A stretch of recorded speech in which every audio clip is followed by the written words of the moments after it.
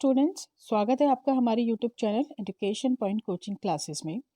आज के इस वीडियो में हम करने वाले हैं वर्कशीट नंबर 68 जो कि है 10th क्लास के सामाजिक विज्ञान की इतिहास की बुक करने वाले हैं आज हम। ये वर्कशीट आने वाली है 22/12/2020 को। तो आइए शुरू करते हैं इस वर्कशीट को। इस आज के वर्कशीट में दिए हैं 1 मार्क के टोटल 10 क्वेश्चन जो कि है बेहद ही इंपॉर्टेंट, मोस्ट इंपॉर्टेंट क्वेश्चन है ये। यूरोप में राष्ट्रवाद, हिस्ट्री। तो आइए इनकी शुरुआत करते हैं जानना। एक एक मार्क्स के क्वेश्चन है और साफ साफ इंस्ट्रक्शन में लिखा भी है 1 मार्क या 1 वर्ड या 1 सेंटेंस में आंसर देना है।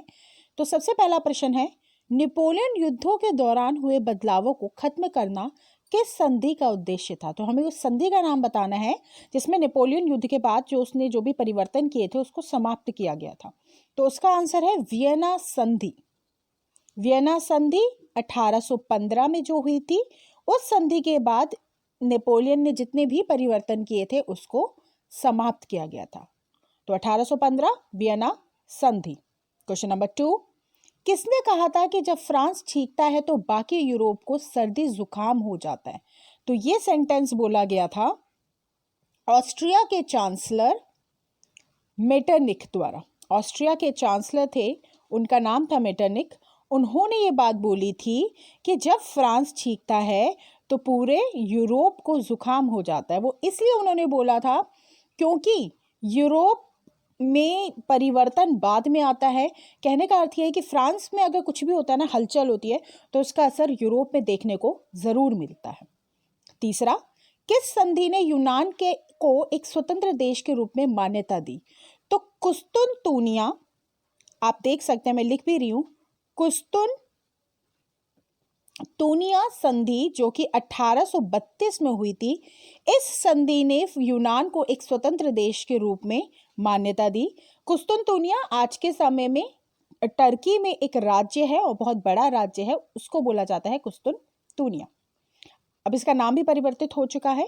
क्वेश्चन नंबर 4, गैरिबाल्डी ने लाल कुर्ती नामक सेना तैयार की थी। तो आपको बताना है सत्य है या असत्य है। तो ये सत्य है, गैरिबाल्डी ने सच में एक सेना तैयार की थी जिसका नाम था लाल कुर्ती। क्वेश्चन नंबर 5, नीचे दिए गए आपको प्रश्न में 2 प्राकृत दिए गए हैं और एक संकल्पना और दूसरा कारण। आपको इसमें से सही उत्तर जानना है। तो जानते हैं सबसे पहले ये दोनों वाक्य है क्या। 1848 के बाद यूरोप में राष्ट्रवाद का जनतंत्र और क्रांति से अलगाव होने लगा, ये सत्य है। दूसरा क्या कह रहा है, राष्ट्रवादी भावनाएं मध्य वर्ग में काफी तीव्र गति से विकसित हो रही थी। तो पहला आप देखिए, पहला वाला क्या कह रहा है कि जनतंत्र क्रांति से अलगाव होने लगा। अलगाव का क्या ये कारण निकल रहा है क्योंकि राष्ट्रवादी भावनाएं फैल रही थी। तो दोनों ही सही है और जो सा है यानी कि संकल्पना है वो सही कारण बता रहा है।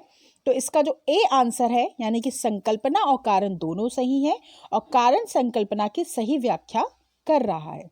क्वेश्चन नंबर 6, रेखांकित शब्दों को सही करके वाक्य को पुनः लिखिए। कावुर को जर्मनी का बिस्मार्क कहा जाता।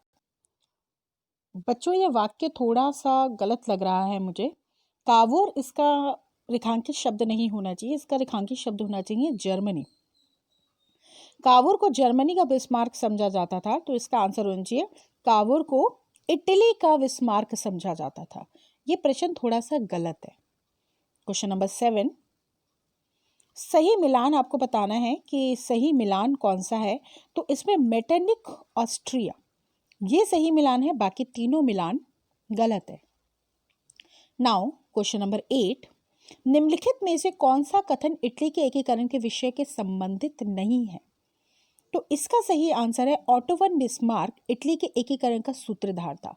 तो ये इटली के एकीकरण से संबंधित नहीं है, बाकी तीनों संबंधित हैं। Question number 9, picture based question, बहुत ही अच्छा क्वेश्चन है ये। आपको इसकी पहचान करनी है।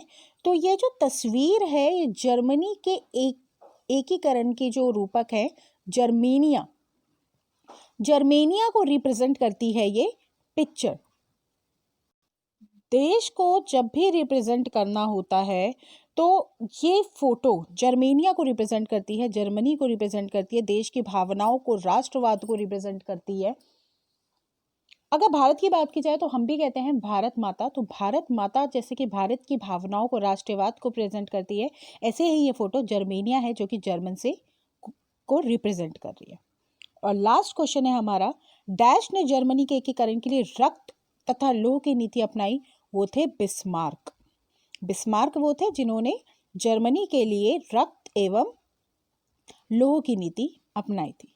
बच्चों, आज के वर्कशीट के आंसर भले ही आपको बहुत आसान लग रहे होंगे, लेकिन ये सारे के सारे बहुत डीप क्वेश्चंस हैं, यानी कि चैप्टर में बहुत डीपली आप जब रीड करोगे तब इनके आंसर आपको पता चलेंगे और इसी प्रकार के प्रश्न पूछे जाएंगे आपके एनुअल एग्जाम में। तो ये वर्कशीट मोस्ट इंपॉर्टेंट है, इसको आपको ध्यान से पढ़ना है, ध्यान से समझना है। और आगे की वर्कशीट जानने के लिए प्लीज़ हमारे चैनल को सब्सक्राइब करिए। मिलते हैं अब हम नेक्स्ट वीडियो में। Thank you so much.